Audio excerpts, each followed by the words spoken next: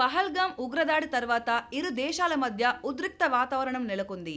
ఈ క్రమంలో పాకిస్తాన్తో ఎటువంటి క్రీడల్లో పాల్గొనకూడదని ఇండియా భావించింది. అయితే ఇంగ్లాండ్లో జరుగుతున్న వరల్డ్ ఛాంపియన్స్ లీగ్లో ఇండియా మరియు పాకిస్తాన్ లెజెండ్ జట్లు పాల్గొన్నాయి. కానీ ఈ లీగ్లో ఇరు జట్ల మధ్య ఒక లీగ్ మ్యాచ్ ఆడాల్సి ఉంది.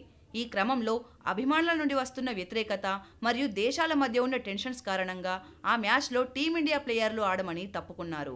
దీంతో చేసేదేం లేక లీగ్ నిర్వాహకులు కూడా ఆ మ్యాచ్ను రద్దు చేశారు. అయితే ఇప్పుడు మరోసారి సెమీఫైనల్లో పాక్తో తలపడాల్సి వచ్చింది.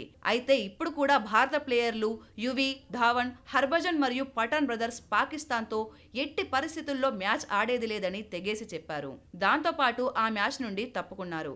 దీంతో పాకిస్తాన్ నేరుగా ఫైనల్కు చేరుకుంది.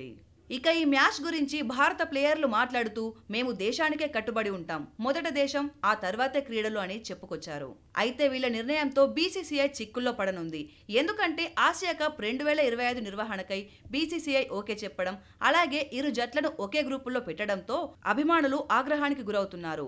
ఒక పక్క మన లెజెండ్స్ టీం మ్యాచ్లు ఆడకుండా బైకాట్ చేస్తుంటే మీరు డబ్బు కోసం ఎలా ఆడతారంటూ ఫైర్ అవుతున్నారు. అంతేకాదు దేశానికి ఇంపార్టెన్స్ ఇవ్వకుండా కేవలం డబ్బుల కోసం మాత్రమే పాకిస్తాన్తో ఎలా ఆడతారంటూ విమర్శిస్తున్నారు.